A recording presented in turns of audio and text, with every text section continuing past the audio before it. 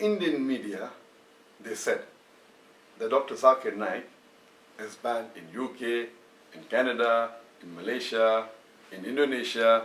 Some reports said he's banned in 3 countries, some reports said he's banned in 5 countries, some said 7 countries, some said several countries. The fact is that technically and officially, I am only banned in 1 country, that is UK. And we'll come to it later on. There's no other country that I am aware of where I got an official letter or information that I have been banned to enter that country. There are news that I am banned in Malaysia.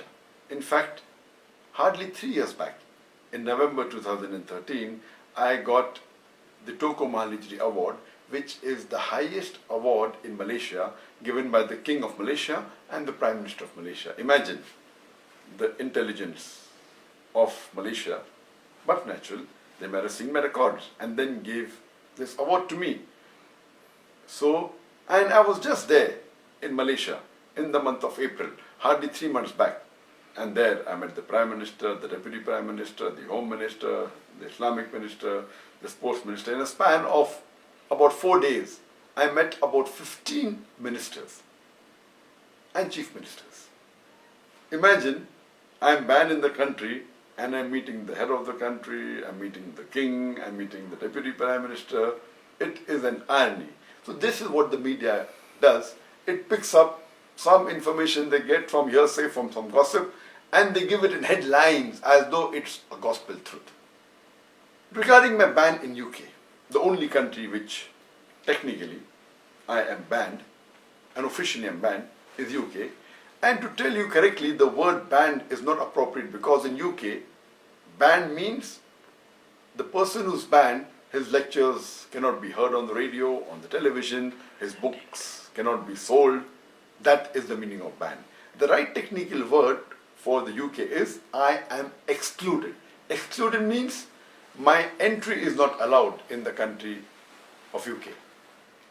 And to know the background of this, in the year 2009, just to tell you, I've been to UK several times. I've been there more than 14, 15, more than 20 times. And the last time I was there in 2009, the head of the anti-terrorism department, that is Charles Farr, he sent an officer who told me that you have a reach and you can reach those young Muslims whom we cannot. So will you help us?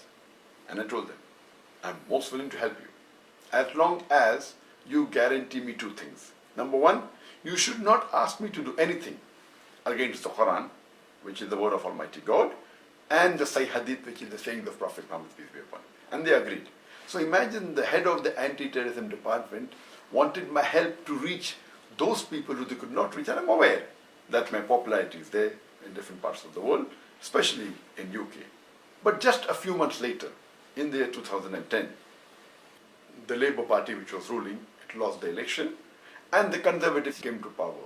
And in about 3 weeks' time, less than 1 month coming to power, the Home Secretary Theresa May, she sent an official notice and said that I am not allowed to enter the country, though I had a valid visa, which was issued in 2009 for 5 years. It was a multiple entry visa. And it said that I am not conducive to the society of UK. And they quoted few sentences from my speeches.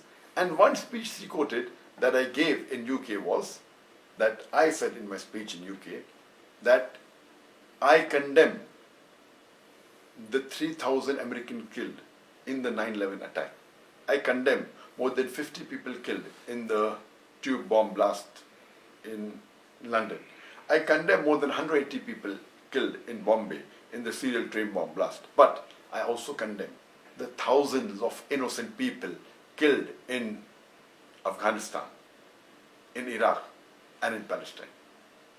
Imagine, she is not allowing me to enter the country and she thinks that I am not conducive for UK because I said, besides disagreeing with the first three attacks of 9/11, London bombing, as well as Bombay serial train bomb blast, I also said I condemned the thousands of innocent people killed in Afghanistan, Iraq, and Palestine. and she doesn't like it. I went out of the way to prefix the word innocent before I mentioned the thousands of people killed in Afghanistan, Iraq and Palestine, to be careful that no one misuses and says that I am supporting certain terrorists of these countries. When I used the word Americans, I didn't prefix the word innocent, neither for UK, neither for India. Even going out of the way, she officially writes a letter. And imagine, it's illogical.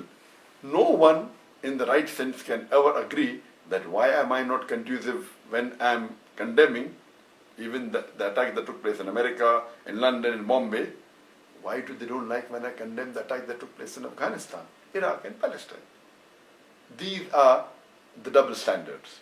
So because of this, this letter said, I'm not allowed to enter. And normally, and technically, this is valid for 3 years.